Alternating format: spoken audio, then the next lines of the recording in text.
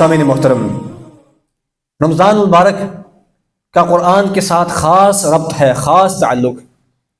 شہر رمضان الذی انزل فیہ القرآن، آپ کو پتہ ہے کہ رمضان کی فضیلت کی اسباب میں سے ایک اہم ترین سبب اس مہینے میں قرآن پاک کا نازل ہونا ہے، کہ قرآن پاک اس مہینے میں نازل ہوا اور اس مہینے کی ایک رات میں نازل ہوا۔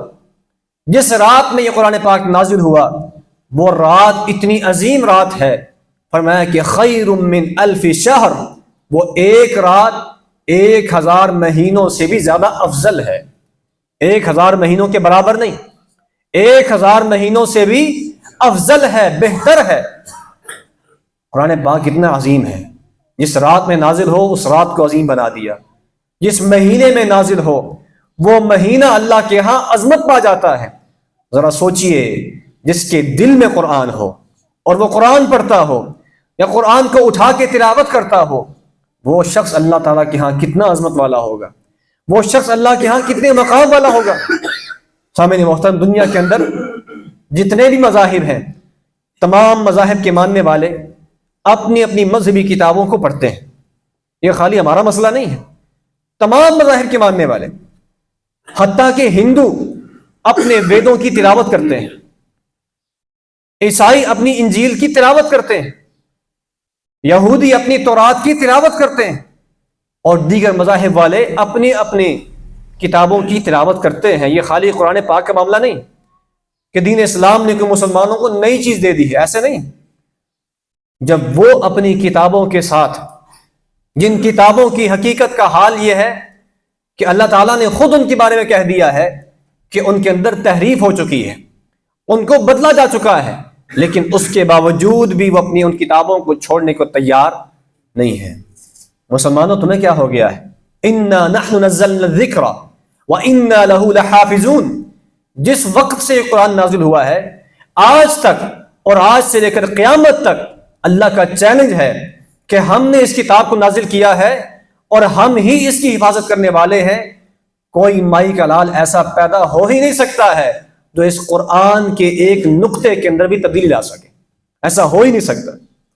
یہی وجہ ہے کہ آپ دیکھیں، قرآن پاک پاکستان کے اندر ماڈل ٹاؤن کی کسی مسجد میں پڑھا ہو، کراچی کی کسی مسجد میں پڑھا ہو، لاہور کی کسی مسجد میں پڑھا ہو، چھوڑ دیجئے پاکستان کو، ہندوستان میں چلے جائیں جہاں پر ہندوؤں کی حکومت ہے، ہندوستان کو چھوڑ دیجئے، انگلینڈ میں چلے جائیں، امریکہ میں چلے جائیں، دنیا کے کسی خطے میں چلے جائیں، جا کر قرآن پاک کو اٹھائیں، یہاں پر لا کے اس قرآن پاک کو چیک کریں، ایک نقطے کا، ایک زبر کا بھی آپ کو فرق نظر نہیں آئے گا۔ یہ ہے قرآن پاک کا اعجاز کہ پوری دنیا میں اس وقت کہاں کہاں قرآن نہیں پہنچا ہے۔ اربوں کی تعداد میں قرآن چھپے ہیں، اربوں کی تعداد میں قرآن تقسیم ہوئے ہیں، اور لاکھوں نہیں بلکہ کروڑوں قرآن پاک کے حفاظ کرام موجود ہیں، جن کے سینوں میں قرآن موجود ہے۔ یہ ہے اللہ تعالیٰ نے جو حفاظت کی ہے قرآن پاک کی، دنیا کی کسی کتاب کی نہیں کی، لیکن اس کے باوجود ہمارا قرآن کے ساتھ تعلق کتنا مضبوط نہیں۔ وقال الرسول یا ربی ان قوم اتخذوا هذا القرآن مہجورا۔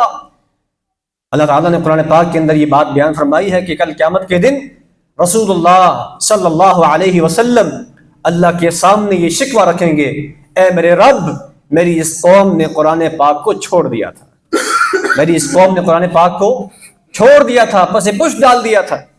ذرا سوچیے، جب رسول اللہ ہماری شکایت لگائیں گے اللہ کے سامنے تو ہمارا کیا بنے گا؟ اس لیے سامعین محترم، قرآن پاک کی تلاوت یہ ایک انتہائی اہم ترین فریضہ ہے، مسلمان کی زندگی کا اہم ترین حصہ ہے۔ اس سے ہم بے نیاز نہیں ہو سکتے، بے پرواہ نہیں ہو سکتے۔ آج ہم ہر چیز پڑھ رہے ہیں، سائنس پڑھ رہے ہیں، میڈیکل کی تعلیم حاصل کر رہے ہیں، ہم لا پڑھ رہے ہیں، ہم آرٹس پڑھ رہے ہیں، ہم انجینئرنگ کر رہے ہیں، ہر طرح کی کتابیں ہم اور ہمارے بچے پڑھ رہے ہیں۔ نہیں پڑھ رہے تو قرآن نہیں پڑھ رہے۔ پورا پورا دن موبائل کے اوپر سوار ہیں، پورا پورا دن فیس بک کے ساتھ وابستہ ہیں، پورا پورا دن یوٹیوب پہ ویڈیوز دیکھ رہے ہیں، اور جو دیکھنے والی چیز تھی، پڑھنے والی چیز تھی، جس کو اللہ نے ہمارے لیے اتارا تھا، اس کو پڑھنے کے لیے کوئی تیار نہیں ہے۔ سامعین محترم، یہ بڑے دکھ کی بات ہے، یہ بہت بڑا المیہ ہے کہ ہم نے قرآن کے ساتھ تعلق قائم نہیں کیا۔ رسول اللہ صلی اللہ علیہ وسلم کا اپنا معمول کیا تھا؟ اللہ کے رسول صحیح بخاری کی روایت فرماتے ہیں ان جبرائیل کان یعارضنی القرآن کل سنۃ مرۃ، فرمایا کہ جبرائیل ہر سال میں میرے ساتھ قرآن پاک کا ایک مرتبہ دور کیا کرتے تھے۔ قرآن پاک معمولی چیز نہیں ہے۔ جبرائیل جو سید الملائکہ ہے، فرشتوں کے سردار ہیں، وہ آسمانوں سے اتر کر نیچے سید البشر کے پاس آتے، محمد رسول اللہ صلی اللہ علیہ وسلم کے پاس آتے اور ان کے ساتھ آ کر قرآن پاک کی دہرائی کیا کرتے تھے۔ رسول اللہ صلی اللہ علیہ وسلم ان کو سناتے اور وہ قرآن ان کو سناتے، اور فرمایا وَإِنَّهُ عَارَضَنِي الْعَامَ مَرَّتَيْن، اپنی زندگی کے آخری سال کے بارے میں اللہ کے رسول نے فرمایا کہ اس سال جبرائیل نے میرے ساتھ 2 مرتبہ قرآن کا دور کیا ہے، 2 مرتبہ دہرائی کی ہے۔ اس کا مطلب یہ ہے کہ میرا وقت قریب آ چکا ہے، میرا وقت دنیا سے جانے کا وقت قریب آ چکا ہے کہ جبرائیل نے میرے ساتھ 2 مرتبہ دہرائی کی۔ اور پھر رسول اللہ صلی اللہ علیہ وسلم نے کیا فرمایا؟ الصیام والقرآن یشفعان للعبد یوم القیامہ، فرمایا کہ یہ 2 چیزیں اتنی عظیم ہیں، ایک روزہ اور ایک قرآن، یہ دونوں چیزیں کل قیامت کے دن بندے کے لیے سفارش کریں گی اللہ تعالیٰ کے سامنے۔ یقول الصیام، روزہ کہے گا اے ربی منعته الطعام والشہوات بالنہار، روزہ کہے گا اللہ میں نے اس روزے دار کو دن کے وقت کھانا کھانے سے روکے رکھا، اس کے سامنے کھانا موجود تھا، اس کے سامنے انواع و اقسام کی چیزیں موجود تھیں، جیب میں پیسے موجود تھے، ہر طرح کی سہولت میسر تھی، لیکن اے اللہ میں نے اس کو روکے رکھا ہے، میں نے اس کو خواہشات کو پورا کرنے سے روکے رکھا ہے۔ فشفعنی فیہ، اے اللہ اس روزے دار کے حق میں میری سفارش کو قبول کر لے، میری سفارش کو قبول کر لے۔ روزے دار کو اپنا سفارشی، روزے کو اپنا سفارشی بنائیے، یہ بہت عظیم عبادت ہے۔ اور دوسرا وَيَقُولُ الْقُرْآنُ، قرآن بھی کھڑا ہو جائے گا، وہ بھی کہے گا اے اللہ منعته النوم باللیل فشفعنی فیہ، اے اللہ میں نے اس کو راتوں کو جگا کے رکھا، عشاء کے بعد یہ چاہتا تو سو سکتا تھا، لیکن یہ عشاء کے بعد مسجد میں رہا، تراویح کی نماز پڑھی، تراویح میں قرآن پاک سنا، اور اس کے بعد بھی بیٹھ کے خود بھی قرآن پاک پڑھتا رہا۔ اے اللہ اس نے میرے ساتھ ناطہ نہیں توڑا ہے، اے مالک آج میں اس کے ساتھ ناطہ توڑنے کے لیے تیار نہیں ہوں، فشفعنی فیہ، اے کرم کرنے والے رب اس کے حق میں میری سفارش کو قبول کر لے۔ حدیث کے الفاظ کیا ہیں؟ فیشفعان، ان دونوں کی سفارشیں قبول کر لی جائیں گی۔ سامعین محترم، آج دنیا کے اندر ہم اپنے لیے سفارشی تلاش کرتے ہیں کہ فلاں مشکل آ جائے، فلاں مصیبت آ جائے، جاب لگوانی ہے، فلاں کام کروانا ہے، تو سفارشیں ہم تلاش کرتے ہیں۔ قیامت کے دن سے بڑی مصیبت کون سی ہے؟ قیامت کے دن سے بڑا خطرناک دن اور ہولناک دن کون سا ہے؟ جس دن میں اگر قرآن پاک ہمارا سفارشی بن گیا، اگر روزہ ہمارا سفارشی بن گیا، تو اس سے بڑی اللہ کی نعمت اور کیا ہو سکتی ہے؟ سامعین محترم، اگر آپ قرآن پاک کو نہیں چھوڑیں گے تو قرآن آپ کو نہیں چھوڑیں گے، لیکن جب آپ نے قرآن چھوڑ دیا تو قرآن کو بھی آپ کی پرواہ نہیں ہے، قرآن کو بھی آپ کی ضرورت نہیں۔ اس لیے سامعین محترم، رسول اللہ صلی اللہ علیہ وسلم کا فرمان ہے من قرأ حرفا من کتاب اللہ، جو کوئی شخص کتاب اللہ کا، قرآن پاک کا ایک حرف پڑھتا ہے، فَلَهُ بِهِ حَسَنَةٌ وَالْحَسَنَةُ بِعَشْرَةِ أَمْثَالِهَا، فرمایا کہ اللہ تعالیٰ قرآن پاک کے ایک حرف کے پڑھنے کی وجہ سے اس کو 10 نیکیاں عطا کرتے ہیں۔ ایک حرف کتنا بڑا سودا ہے، کتنا بڑا سودا ہے، کتنا فائدہ ہے کہ 1 روپیہ دے کے آپ 10 روپے لے رہے ہیں۔ اس سے بڑی تجارت اور اس سے زیادہ فائدہ مند تجارت بھی ہو سکتی ہے؟ فرمایا کہ ایک حرف کے بدلے میں 10 نیکیاں ملتی ہیں۔ اور اللہ کے رسول نے کیا فرمایا؟ وَلَا أَقُولُ أَلِف لام میم حرف، اور میں یہ نہیں کہتا کہ الف لام میم یہ سارے کا سارا ایک حرف ہے، بلکہ الف حرف ولام حرف ومیم حرف، فرمایا کہ الف بھی ایک علیحدہ حرف ہے، لام بھی علیحدہ حرف ہے، میم بھی علیحدہ حرف ہے، جو ان 3 حروف کو پڑھ لیتا ہے، الف لام میم، 30 نیکیاں اس کے نامہ اعمال میں لکھ دی جاتی۔ کتنی دیر لگی ہے الف لام میم پڑھنے میں؟ کتنی دیر لگی ہے؟ 30 نیکیاں۔ ذرا اندازہ لگائیے اس شخص کے کیا مقام ہے جو پورا قرآن پڑھتا ہے، اور ان بچوں کا کیا مقام ہے جو مسجد میں بیٹھ کر اپنی حفظ کلاس کے اندر بیٹھ کر پورا دن قرآن پاک کو بار بار پڑھتے ہیں، بار بار پڑھتے ہیں، ایک دن میں کتنے ہزاروں حروف پڑھ لیتے ہیں۔ ذرا سوچیے کہ ان کے نامہ اعمال میں درجات اور ان کی نیکیاں کہاں تک پہنچ چکی ہوں، کہاں تک پہنچ چکی ہوں۔ سامعین محترم، قرآن پاک کے اندر تقریباً 3,23,671 حروف ہیں۔ کتنے؟ 3,23,671 حروف ہیں۔ جس نے ایک مرتبہ قرآن پاک کو مکمل کر لیا، ذرا ملٹیپلائی کریں 10 کے ساتھ، کہاں پہنچ جاتا ہے، کہاں پہ کام پہنچ جاتا ہے۔ تو سامعین محترم، بہت بڑا اجر و ثواب ہے، بہت بڑا اجر و ثواب ہے، اس سے محروم نہ رہیں۔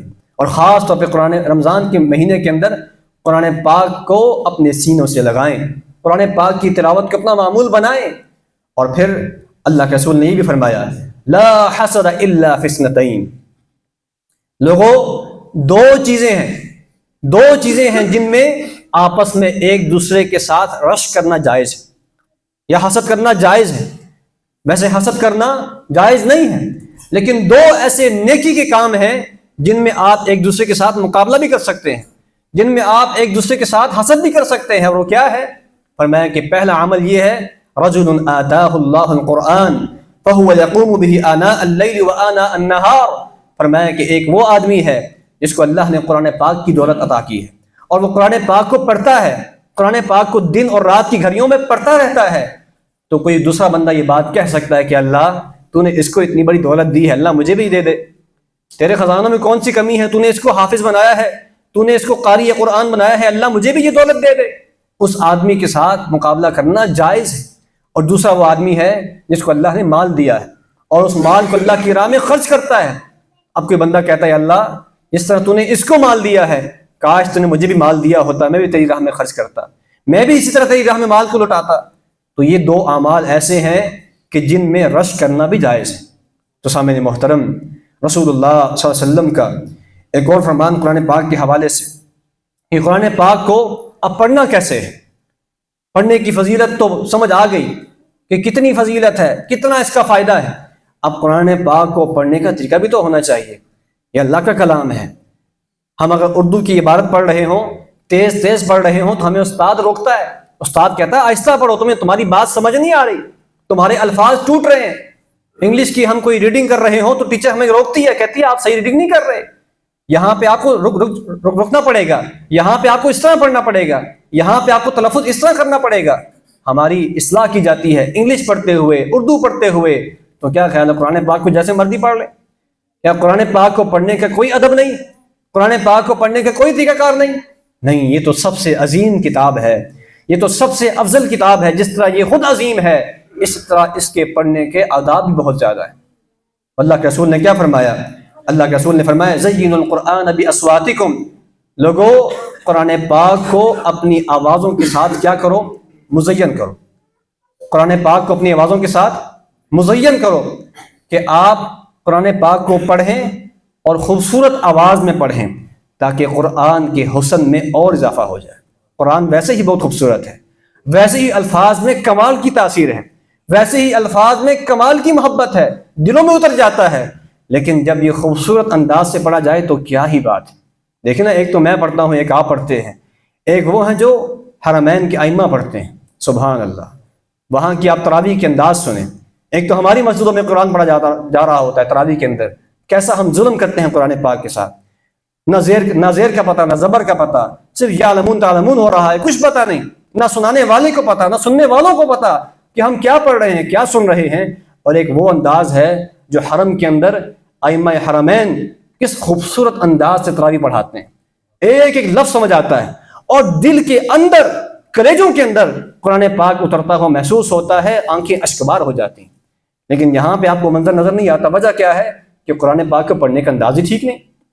زینوا القرآن باصواتکم، فرمایا قرآن پاک کو اپنی آوازوں کے ذریعے خوبصورت بناؤ۔ اور رسول اللہ صلی اللہ علیہ وسلم صحابہ کرام کا قرآن پاک سنا کرتے تھے۔ ابو موسیٰ اشعری رضی اللہ تعالیٰ قرآن پاک پڑھ رہے تھے مسجد کے اندر، رسول اللہ صلی اللہ علیہ وسلم آئے، دیکھا کہ ابو موسیٰ اشعری قرآن پڑھ رہا ہے، آپ پیچھے بیٹھ کے سنتے رہے۔ ابو موسیٰ اشعری قرآن پڑھ رہے ہیں، اللہ کے رسول پیچھے بیٹھ کر سن رہے ہیں۔ ابو موسیٰ اشعری کو پتہ نہیں کہ پیچھے ہمارے محبوب بیٹھ کر قرآن پاک سن رہے ہیں۔ اللہ کے رسول نے جب ابو موسیٰ فارغ ہوئے تو کہا ابو موسیٰ لقد اوتیت مزمارا من مزامیر آل داود، اے ابو موسیٰ تو لحن داودی عطا کیا گیا ہے، تیری آواز تو اتنی پیاری ہے کہ لگتا ہے کہ داود علیہ السلام کو جو اللہ نے آواز دی تھی اللہ نے وہ تجھے دے دی ہے، اتنی خوبصورت انداز میں تو تلاوت کرتا ہے۔ تو حضرت ابو موسیٰ نے کیا کہا، اے اللہ کے رسول، اللہ کی قسم ہے اگر مجھے پتا ہوتا کہ آپ میرا قرآن سن رہے ہیں، اگر مجھے پتا ہوتا کہ آپ پیچھے بیٹھ کے قرآن سن رہے ہیں، لحبرت لک تحبیرا، اللہ کے رسول میں اور بھی خوبصورت انداز سے پڑھتا، میں اور بھی زیادہ پیارے انداز سے پڑھتا۔ اور اللہ کے رسول صلی اللہ علیہ وسلم صحابہ کرام سے قرآن سنتے بھی تھے۔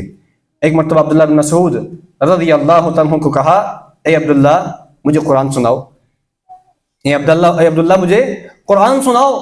عبداللہ کہنے لگے، اللہ کے رسول کیا میں آپ کو قرآن سناؤں؟ قرآن تو آپ پر نازل ہوا ہے، آپ تو صاحب قرآن ہیں، آپ تو خود قرآن لانے والے ہیں، میں آپ پر قرآن پڑھوں یہ کیسے ہو سکتا ہے؟ کہا نہیں، تم قرآن پڑھو، میں سننا چاہتا ہوں، میرا دل کرتا ہے کہ میں اپنے علاوہ بھی کسی سے قرآن سنوں۔ تو اللہ کے رسول کو عبداللہ بن مسعود نے قرآن پاک سنایا، سورہ نساء شروع کی ہے، سورہ نساء کی آیات پڑھنا شروع کی ہے، یہاں تک کہ اس جگہ پہنچے ہیں 5ویں سپارے کے اندر، فَكَيْفَ إِذَا جِئْنَا مِن كُلِّ أُمَّةٍ بِشَهِيدٍ وَجِئْنَا بِكَ عَلَىٰ هَٰؤُلَاءِ شَهِيدًا۔ فرماتے ہیں کہ جب اس آیت کو میں نے پڑھا تو اللہ کے رسول صلی اللہ علیہ وسلم نے کہا، حسبک، اے عبداللہ بس کر دے، اے عبداللہ رک جا، بس کر دے۔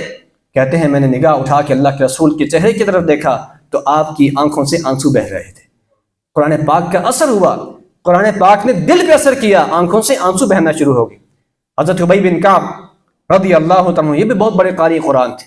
اللہ کے رسول نے ایک مرتبہ کہا، اے ابی بن کعب مجھے اللہ نے کہا ہے، ان اللہ امرنی ان اقرأ علیک القرآن، اے ابی بن کعب مجھے اللہ نے حکم دیا ہے کہ میں تجھے قرآن سناؤں۔